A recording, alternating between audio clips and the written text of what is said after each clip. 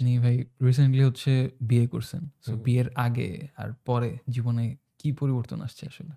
কিছু পরিবর্তন তো আসাটা স্বাভাবিক। যেহেতু আ আগে ছিল এক ধরনের লাইফ। এখন আ লাইফে বিয়েটা তো শুধু সেক্সুয়াল জায়গা না যে হচ্ছে তার জৈবিক চাহিদা পূরণের জন্য বিয়ে করছেন। আমি এভাবে দেখি না এই ফ্রেমটা। বরং আমি দেখি যে আপনার লড়াইয়ে একজন সহযোদ্ধা পার্মানেন্টলি আপনি এড করে দিচ্ছেন। যে তাকে আপনি সোলমেট বানাচ্ছেন।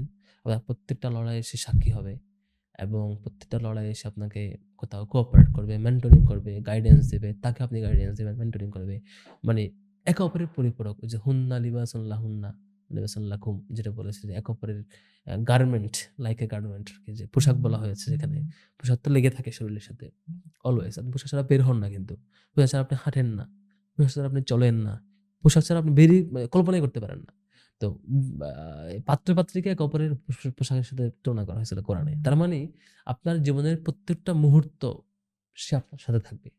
আপনি তার সাথে থাকবেন।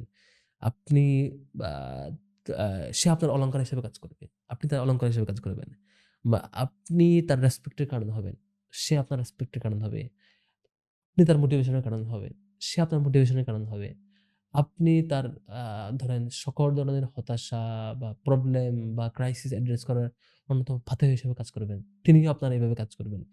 এরকম অঙ্গাঙ্গিভাবে জড়িত প্রত্যেকটা স্টেজে, লাইফের প্রত্যেকটা চিন্তায়, প্রত্যেকটা কর্মে কাউকে সোলমেট হিসেবে নিয়ে নেওয়া এবং একে অপরের সাথে অ্যাডজাস্ট হয়ে যাওয়া।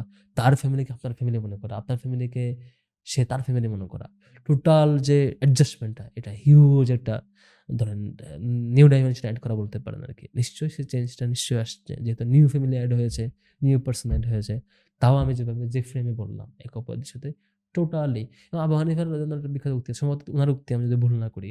আ সেটি হচ্ছে যে বিয়েটা হইলো যে অ্যা অল্প কিছুদিন। কারো ক্ষেত্রে ২ মাস, কারো ক্ষেত্রে ৮ মাস, কারো ক্ষেত্রে ১০ মাস, কারো ক্ষেত্রে হচ্ছে ১ বছর, ২ বছর। একটা সময় এটা সেক্সুয়াল ফ্যাক্টর হিসেবে কাজ করে।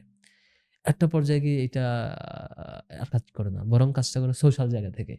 তার মানে রেসপেক্ট এর জায়গা, তার সোশ্যাল যে অন্যান্য কম্পোনেন্ট এইসব জায়গায় কাজ করে। তো রিয়েলি এটাই যে বিয়ের জায়গাটা আসলে হোলিস্টিক আপনার টোটাল লাইফকে কভার করে। তো ছোট একটা পোরশন না, পুরো লাইফকে। সেদিক থেকে এতদিন পুরো লাইফটা ভাবতাম নিজে একা। এখন লাইফটা ভাবতে হয় আরেকজনকে সাথে নিয়ে।